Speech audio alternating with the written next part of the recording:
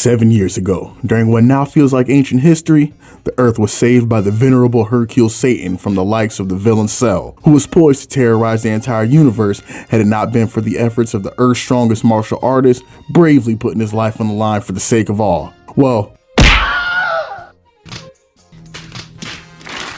this was a story known to the public anyway. Those with their ears to the ground know that the Earth's true saviors, Son Goku and Son Gohan, gave everything they had and more for the sake of the Earth's defense, and it was due to their efforts and not the hubris-filled lies of Hercule Satan that allowed the Earth this current period of prosperity and peace that it was now enjoying. Goku gave his life in the effort to fight Cell, leaving the Earth's defense in the hands of his son Gohan, who was now 16 years old, and after some prompting from his mother, was poised to enter Orange Star High School for a life of normalcy amongst his peers.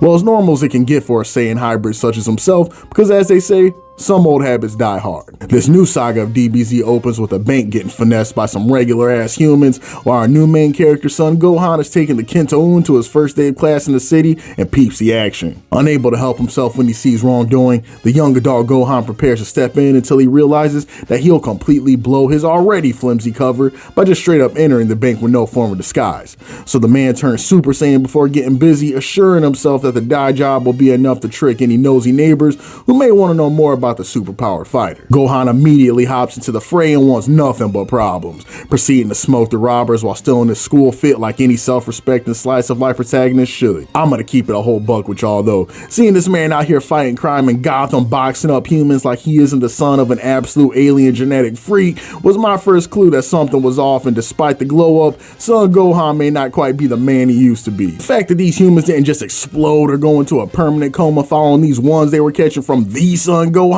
immediately threw me off. That's a story for later, because now, with the criminals dispatched, old Peter Parker here is looking to make his way to school before he's stopped by some random girl with a mad aggressive attitude, asking him what happened here like she's the feds, before Gohan lies to her face and skedaddles off on his magic cloud the first period. The girl is identified as Videl, and is clearly someone of importance from the way she's addressed by the bank manager. He tells her that this was the handiwork yet again by the mysterious Golden Fighter, marking the third time this random dude has jumped into the middle of an active crime scene, chalked the perpetrators, and proceeded to race. The manager provides a key piece of info to Videl this time though, informing her that maybe she and the mysterious Golden Fighter are peers because he had on the same badge for Orange Star High that she was wearing. The morning continues on and we see Videl at school chopping it up with her homie Sharpener and arguably the best girl eraser. Please don't at me, as they gossip about the dude who just lit up those criminals before the school day started.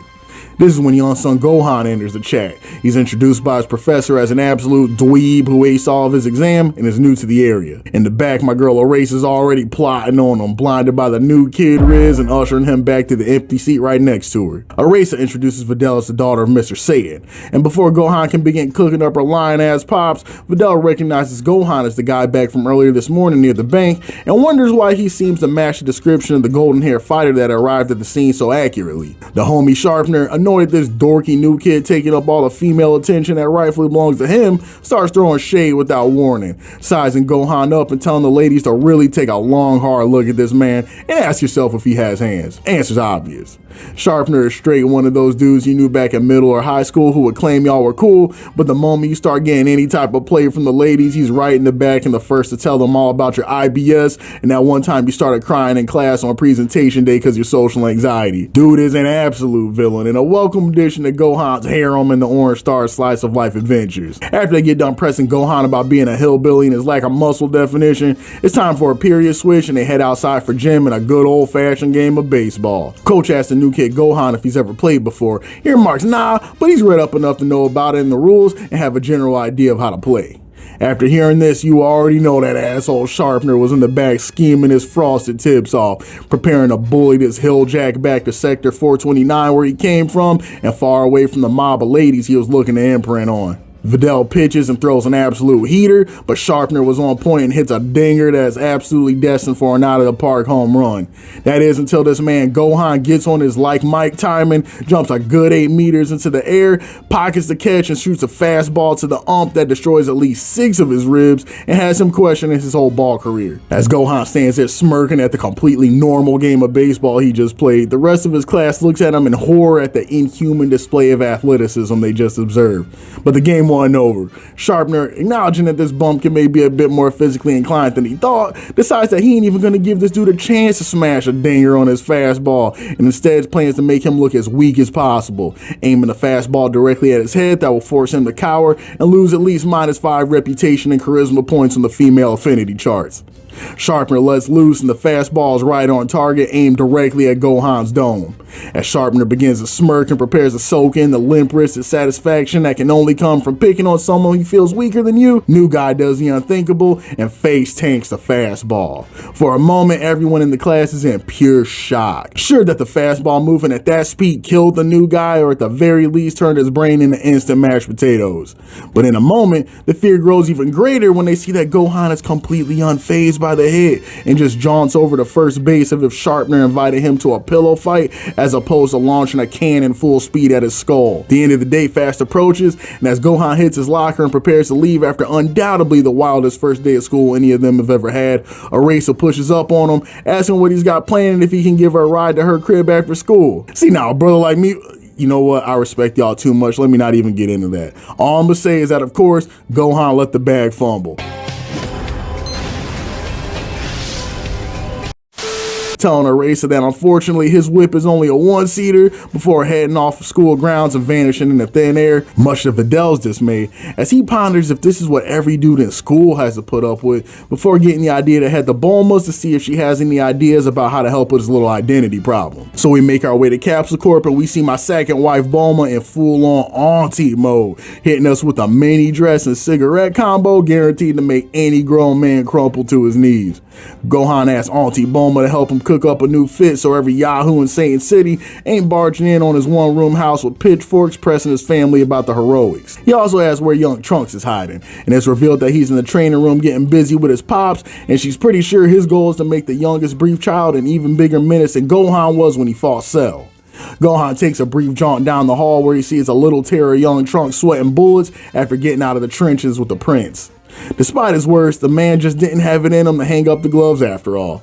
After Gohan greets Trunks, we get one of my favorite small interactions in the arc when the prince begins walking out the cut, hands in his pockets, and he peeps Gohan for the first time presumably since the Cell games, and the homie Vegeta stops for a second, sizes Gohan up, and ruthlessly tells him that he can smell a bitch on him from a mile away, and that it's a mistake to let peaceful times get you soft before continuing his journey to the living quarters to renovate his wife's cheeks. When I was younger, I thought this comment was just an in-character insult of Vegeta being an asshole, nothing too special.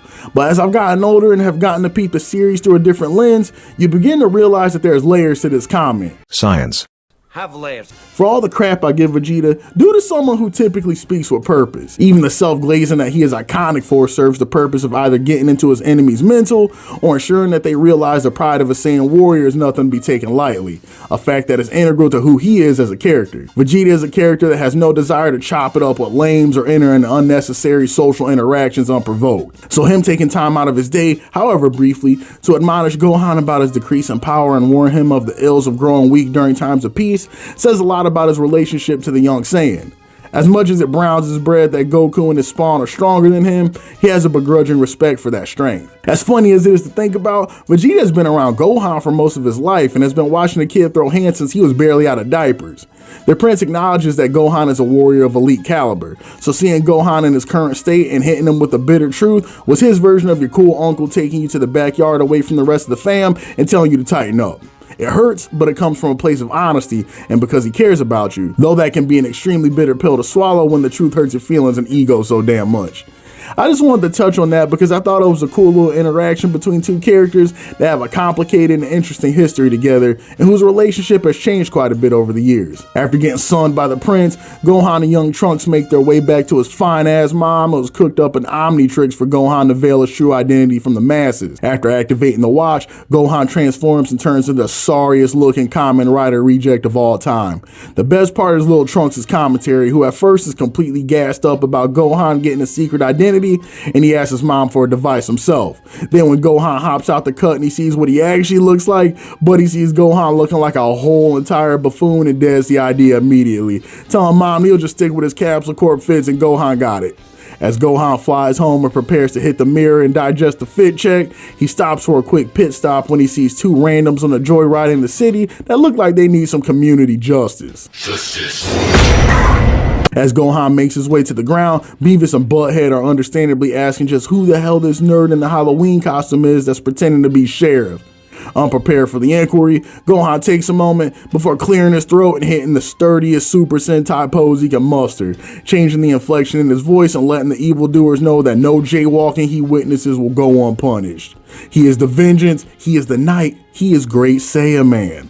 The two Joyriders take a moment to let all this settle in, unsure if this whole thing is just a hoax or if someone really just turned this man loose from the local asylum. As the seconds pass, they can't help themselves but bursting out with a full belly laugh as the flaccid display of vigilante justice this bozo thinks he's about to dish out.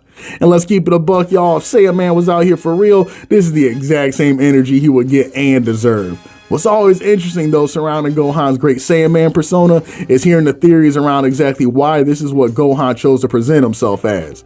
In the past, I never really thought about it all that hard, but thinking about it now, I have to wonder with Gohan being as socially isolated as he is, if his definition of cool and heroic hasn't been shaped purely off of shows on television and comics he's read, as opposed to what other kids his age who are more socially inclined might gravitate towards. A major popular idea I hear get thrown around a lot are the Ginyu's influence on Gohan going all the way back to the Namek days. I've seen quite a few folks online spitballing the idea that somewhere in the back of Gohan's mind, he retained that piece of himself that thought the Ginyu's posing and theatrics were top notch, and through the persona of the Great Saiyaman, he has been able to finesse all those poses and the energy from the OG Toku Sentai squad and mold it into his own brand of cheesiness, no pun intended, all his own. After getting ruthlessly mocked to his face, Gohan has a trauma response and gets intensely pissed off. Stomping the yard so hard he creates a crater below his foot that sends rocks flying everywhere. Peeping that it might just be best to leave old Sling Blade here alone, our would-be criminals take back every last bad thing they had to say about Beautiful Joe's costume, politely enter their car with seatbelts at the ready, and drive a steady 35 all the way home. Deciding that he's answered the bat signal enough for one day, our tired rent-a-cop heads home for some R&R. After throwing open the kitchen door, Gohan is greeted by Chi-Chi, who immediately begins cooking her son up for the fit, asking him how old he is again and telling him that it must be his dad in him that's got him acting up this way. The only one coming through with any types of words of encouragement for our Cape Crusader is little brother Goten, who is more than happy to tell biggest brother Gohan how cool his fit is and how he needs one in size 5T ASAP. And right here is our first introduction to the little scamp Goten, who was conceived during that scallywag Goku's bed and breakfast vacation prior to the Cell games. I hope Goku never tries to go on Mori, because there is no way this man could hope to beat the fatherhood allegations. When your son's strands of hair even fall in the same locations as yours, you know it's a wrap. We'll also soon discover that Goten is a chip off the old block in many other ways, as well as the Buu Arc and this Great Saiyaman Saga in particular continue to go underway. And with this, our first look into the daily life of Son Gohan comes to a close. Y'all already peeped it, but it is really worth talking about just how big of a transition the beginning of the Buu Arc is in writing an atmosphere from damn near anything in Z. The focus has been pointedly shifted from over-the-top transformations of high-octane martial arts action to something that's far more subdued. The story at this point is something far more akin to a slice-of-life rom-com than a Hakuto no Ken or Saint Seiya or any of its other battle shonen contemporaries that I can only imagine how much of a shock the tonal shift was to young readers and viewers who had come to expect the testosterone-filled power increases and beam clashes that the series is known for. Actually, to say I can only imagine would be false, because I remember as a kid reaching the end of the Cell Saga and tuning in for the beginning of the Buu Saga and thinking that it was the slowest, most boring thing that could ever happen. But as you get older and learn to examine things differently, I've grown to appreciate what the beginning of the Buu Saga has given us a lot more. By taking the time he did to set the stage and really slow things down, he allows time and space for the viewer to emotionally reset so they can register that this is truly a new chapter in the Dragon Ball Saga and that things have changed permanently. We now live in a post-Goku world, and that's something that both the characters in the story as well as the readers have to digest and make accommodations for.